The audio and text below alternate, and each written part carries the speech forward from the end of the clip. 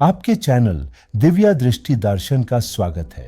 यहाँ हम आपको लेकर आएंगे एक रोचक और शिक्षाप्रद कहानी जो आत्मा के साथ संबंधित है और मन के गंदे और अश्लील विचारों को कैसे रोका जा सकता है। दिव्या दृष्टि दर्शन लेकर आएगा एक यात्रा जहाँ आप हमारे साथ मिलकर अद्वितीय अनुभवों को साझा करेंगे और आत्मसमर्पण और सकारात्मकता की दिशा में एक नए पहलुओं की खोज में निकलेंगे। तो आइए साथ में चलें दिव्या दृष्टि दर्शन के साथ अपने आत्मा की दिशा में एक नई दृष्टि प्राप्त करें। बहुत समय पहले के एक समय की बात है। गौतम बुद्ध के शिष्य अनंत पिंडदायक नामक युवक एक छोटे से गांव में अपने माता पिता के साथ रहता था। उसके माता पिता गरीब थे, लेकिन उन्होंने अपने बच्चे को आचार्य बुद्ध के शिक्षाओं का अध्ययन करने की अनुमति दी थी। अनंत पिंडदायक ने बुद्ध की शिक्षाओं को अपना लिया और उसने ध्यान की महत्वपूर्णता को समझा। एक दिन जब उसके मन में अश्लील विचार आने लगे, उसने यह अनुभव किया कि वह इन विचारों को कैसे नियंत्रित कर सकता है। उसने अपने माता पिता से इस समस्या के बारे में बात की और उन्होंने उसे बुद्ध की शिक्षा के अनुसार एक विशेष ध्यान विधि का पालन करने की सलाह दी। उसे शीतलीकरण विधि का अभ्यास करने के लिए कहा गया, जिसमें उसे अपने मन को शांत, सकारात्मक और प्रसन्न बनाने का प्रयास करना था। अनंत पिंडदायक ने इस विधि को अपनाया और नियमित अभ्यास करने में समर्थ हुआ। शुरुआत में यह कठिनाइयों से भरा हुआ था, क्योंकि मन को नियंत्रित करना हमेशा सरल नहीं होता, लेकिन उसने कभी नहीं हारा और ध्यान के माध्यम से अपने मन को प्रशांत बनाए रखने का प्रयास किया। समय के साथ अनंत पिंडदायक ने अपने मन को संयमित करना सीखा और उसने अश्लील विचारों को दूर करने में सफलता प्राप्त की। उसने अपने जीवन को सकारात्मकता और आत्मनिर्माण की दिशा में मोड़ दिया। एक दिन वह गौतम बुद्ध के पास गया और उसने अपने उपास्य को इस सफलता की खोज में बताया।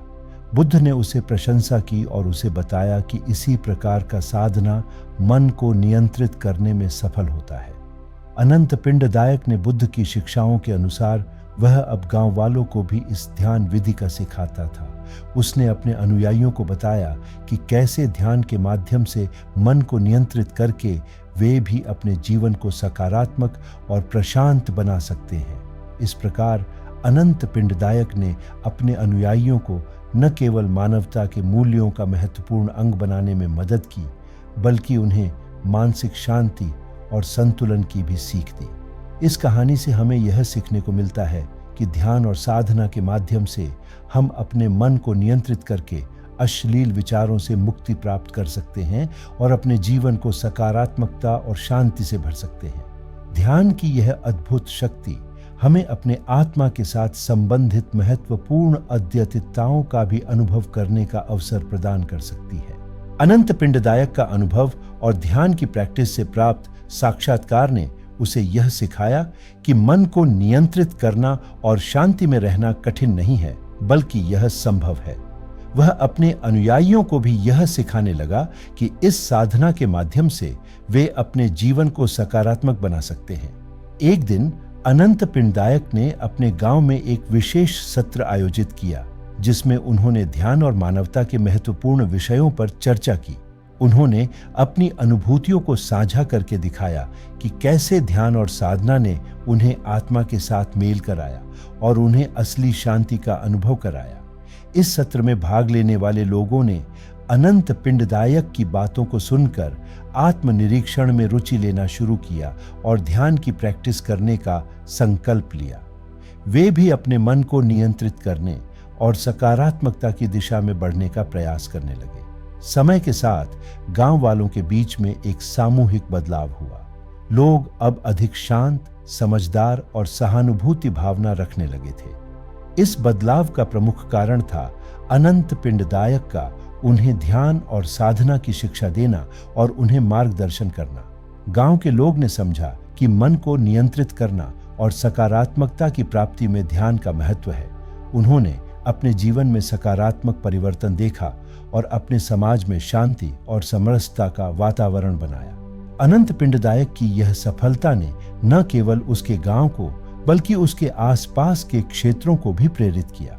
लोग उसके उपदेशों से प्रभावित होकर अपने जीवन में सकारात्मक बदलाव लाने का प्रयास करने लगे। इस रूप में अनंत पिंडदायक ने ध्यान और साधना के माध्यम से अपने मन को नियंत्रित करने का कला सीखकर न केवल अपने जीवन को उद्दीपित किया, बल्कि उसने अपने समाज को भी प्रेरित किया। उसकी दिशा निर्देशन, उसकी उपदेशों की शक्ति ने लोगों को मार्गदर्शन किया और उन्हें मानवता के मूल्यों की पहचान करने में सहायक होती है। इस कहानी से हमें यह सीखने को मिलता है कि ध्यान और साधना के माध्यम से हम अपने मन को नियंत्रित करके न केवल अपने अंतरंग विकास में सफल हो सकते हैं, बल्कि उससे हम अपने समाज में भी सकारात्मक परिवर्तन ला सकते हैं। ध्यान का यह शक्तिशाली साधन हमें अश्लील विचारों से मुक्ति प्राप्त करने की क्षमता प्रदान करता है और हमें शांति और समृद्धि की दिशा में मार्गदर्शन करता है। इससे हम अपने जीवन को सजीव, संतुलित और संवेदनशील बना सकते हैं। इस कहानी का शिक्षाप्रद संदेश है कि हम सभी मिलकर ध्यान और साधना को अपने जीवन में शामिल करके अपने मन को शांति, सकारात्मकता और सहानुभूति से भर सकते हैं और इसे अपने समाज में भी प्रसारित कर सकते हैं। इस कहानी को सुनकर हम यह आशा कर सकते हैं कि हम सभी अपने जीवन में ध्यान और साधना का सार्थक प्रयोग करके अपने मानवीय संबंधों को मजबूत करें और एक सशक्त और समृद्धि से भरा समाज बनाएं।